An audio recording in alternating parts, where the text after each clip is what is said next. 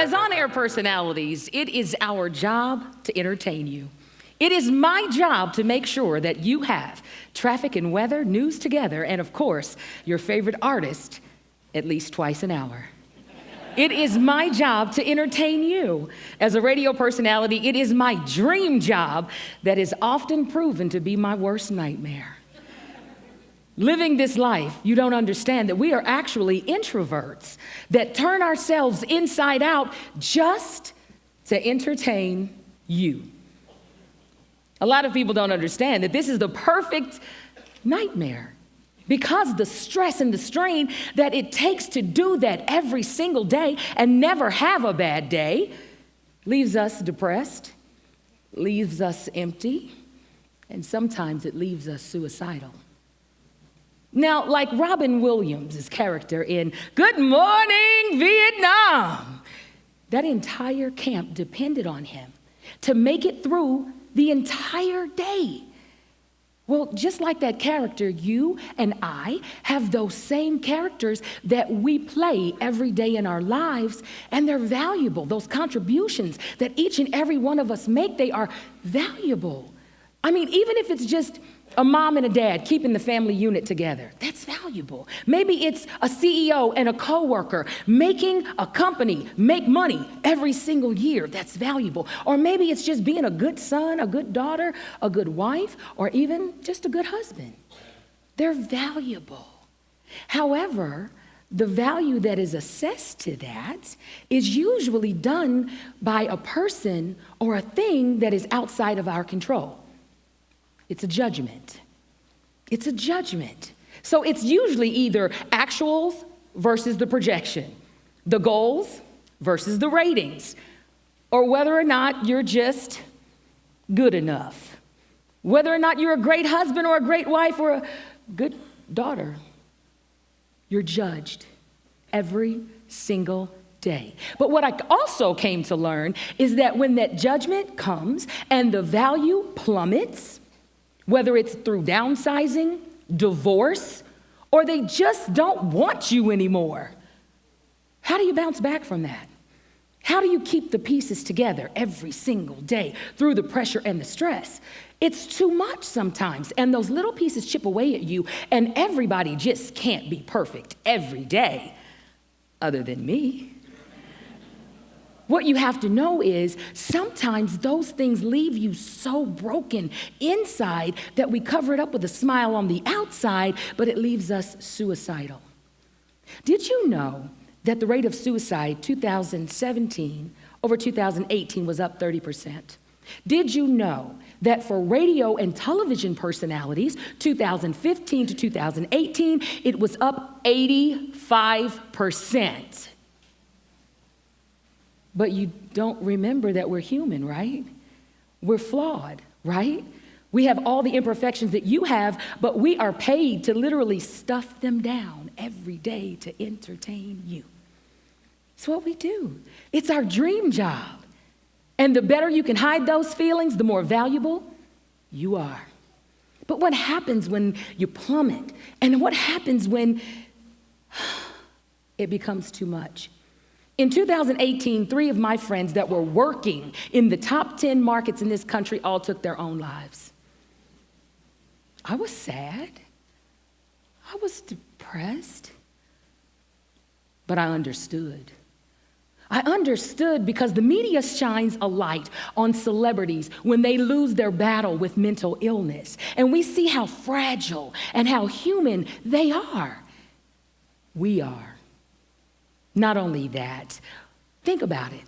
Robin Williams, Kate Spade, Anthony Bourdain, living the dream life that somehow became a perfect nightmare. Perhaps maybe they didn't feel good enough. I tell you, one day I decided, I can just slip away quietly and unburden myself with not being good enough. Not looking like what I sound like. I could slip away and just disappear and not be held to that standard of judgment every time somebody heard me or saw me and these things didn't come together. I could just be gone. Because see, I'm wired a little different than probably other people are. I'm wired in such a way that every negative thing that people say to me, ping, ping, ping, ping, ping, it hits me and it sticks like glue. And then it sticks in my head on a loop like a CD that is stuck on an old Backstreet Boys song on the worst refrain you've ever heard. Na, na, na, na, na, na, na, na. And you can't make it stop. You can't make it quit, and you can't push pause. It plays. And then when I go to sleep, but when I wake up, who pushed play? I did when I woke up. So I decided if I can't make it stop, I can make it stop. See, what I suffered with was profession-related depression. Profession-related depression. Every single day of a 34-year career. A profession-related depression of a career that I loved, but didn't always love me back. Radio. Radio pays you to be a personality. They pay you to be you. They pay you to be amazing. But what happens when you are no longer valuable and they fire you at being you? How bad can you be if you can't even do you right? Where's the class for that? When that happens, how do you bounce back? Especially in a situation like mine. In a situation like mine where you fire me from being me, and then based on the contract that I had, you still owned my identity. So you not only fired me, told me I was invaluable at being me, then you said I'm going to keep what's invaluable about you. Not only that, raising two spirited teenagers with my husband, a mother with dementia, an older son with Asperger's syndrome, and now you tell me I am so good at doing other stuff, I can't even do me right. The pain from that breaks you, and it breaks you to a point of stop. Just that simple. Just that simple. Now, I've heard my voice 1,000,000 times on radio, on television, and probably on every voice recording of a doctor's office I've ever called. But I never really listened to my own voice. I never really heard me talk to me. One February night, cold, blustering winds blew, and I slipped out of my house with nothing on but a nightgown. No shoes, no coat, nothing. And my only regret was that my lifeless body would be found with an old ratty nightgown on with a hole under the arm, a bonnet, and my fingernails had not been manicured, and my heels were rusty because I hadn't had a pedicure in months. But I sat there, and I'm contemplating these last moments of life, taking deep breaths, remembering what it feels like to breathe because it would soon be over.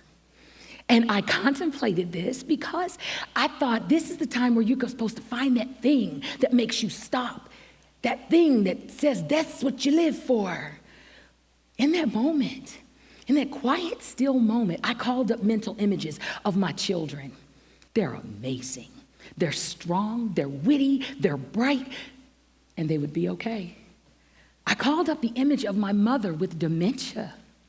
And I thought, she's got dementia, and if you tell her I'm at the store, and she's gonna ask you like 10 more times, but just keep telling her I'm at the store, and I'll be at the store for the rest of her natural life, but she'll be okay.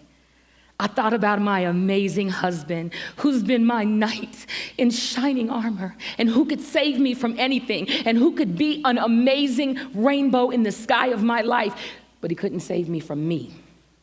He couldn't save me from this. But he loves me, and he loves me enough, I believe, to forgive me, remarry, and be okay. And then I thought about my job. I thought about radio, the thing that I had loved forever. And I thought about my fans, and I said, how will my fans mourn me? How will my coworkers, how will my job They'll have somebody on my air shift. They will have all my passwords changed. They'll have another name on my door, all before my body is stiffened in the morgue. They'll be okay. So in that moment, I realized nobody's coming to save me. Nobody's gonna knock on this window and say, hey, don't do that, we need you. Hey, you are enough. So in that moment, I could actually hear, and what I heard was my own voice screaming at the top of my lungs to me, telling me, you are good enough and you are more than valuable. So it doesn't matter whoever wants or not, or it doesn't matter, they're gonna be okay, but you've gotta be here for you to be okay. You've got to save you for you.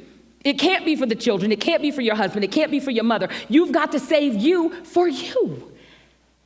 And for the first time, I heard my voice. I heard my voice, and it was screaming at me, and it was telling me that I'm enough, and I'm more than valuable. I'm more than okay. And in that moment, I fastened my robe together, and I went back into the house. But the very next day, I had to develop a plan. I had to develop a plan so we wouldn't get to that place ever again. And that plan was not simple because I had to go, I had to live, and I had to give. I had to go because I had to acknowledge the thoughts that I had. I had to acknowledge the weaknesses in my character. And then I had to go to a professional that could help me with my problems and then stick to the plan that they gave me because that's my recipe for success. And then I had to live. Every single moment of my life, I live it. I live it. Oh, there's a butterfly. Girl, where? Oh, look, there's a broom. Are you kidding? Everything I celebrate it with positivity that I put back into the universe because it then gives it back to me tenfold at the end of every day. And then I give. I give my gifts and talents away to companies, organizations, people, bums on the street, whoever will listen to me talk. It doesn't matter. I give it away because I no longer allow anybody to attach a value or a price tag to me. I do that.